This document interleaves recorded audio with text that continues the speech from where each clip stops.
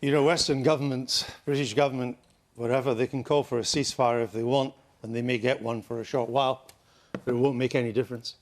There is no military solution to this, and there is no political solution either. The two-state scenario is dead. I used to support it. It's dead. And if it wasn't dead, it died on May the 7th. The Arab states don't even want a two-state solution. What's the alternative? There is no alternative. That's the problem. Not every problem has a solution. Sometimes things just have to play out in the most horrific way. The Palestinians in Gaza elected Hamas in 2005. Hamas then abandoned elections, and there's not been one since. The Hamas is already regrouping in the south. The leadership has said that we can't wait to do October the 7th again. We'll try it again the moment we have the guns and the arm to do so. If there were elections on the West Bank, Hamas would now win. That's not. Which is why. Oh, I've seen it, and it is why. It's why there are no elections. There can be no two-state solution when you've got Hamas in control of Gaza, a terrorist organisation, and a corrupt gerontocracy of the Palestinian Authority on the West Bank. But Andrew, we cannot let Andrew answer. We cannot give up hope. It is. Well, sometimes there is no hope. You know, at 7:40 this morning, at a bus stop in Jerusalem, 3 people were gunned down by 2 Hamas terrorists. This is during a ceasefire. Pause. 3 were... Hold on. 3 were gunned down.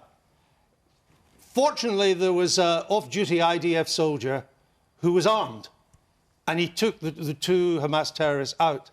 They were armed with enough to go on a massive killing spree if they hadn't been shot.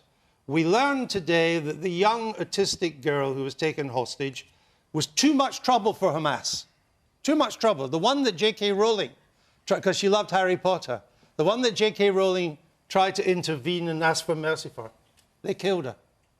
We learned that a young girl with cerebral palsy on a wheelchair was too much trouble as well, particularly down the tunnels. They killed her. Yeah. How you can deal or have a political solution with that when the purpose of Hamas is the destruction of Israel. Israel is often its own worst enemy, and we've seen that. I understand that. I see that. But when you're up against basically a Nazi-type regime that is out to destroy you because you're Jewish, that's why they want to destroy you. So the question, Andrew, is... How can you deal with people like that? OK, Andrew, hang on a sec. The question, is it time to call for a permanent ceasefire?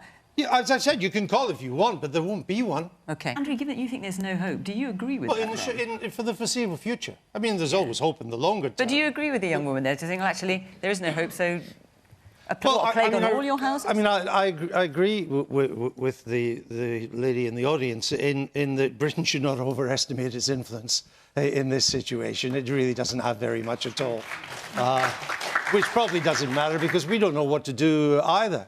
The problem I have with this is if you're going to try to move to some kind of peace process, and I've covered many peace processes, and by the way, the Palestinians had opportunities for what now looks like a wonderful peace agreement. At one stage, you could have all of Gaza and 90% of the West Bank. You're talking about the Oslo Accords? Yeah, okay. And they turned it down. I'll have to be quite quick, because we're nearly out of time. But the problem is, it takes 2 to tango. And at the moment, who are you going to talk to in Gaza? Who are you going to talk? Because I tell you this, if anybody who's not Hamas talks to us, talks to the Israelis, they'll be thrown off the nearest highest building the moment Hamas gets a hold of them. It's an impossible situation for people of goodwill in Gaza to show any political power at all. So are you OK with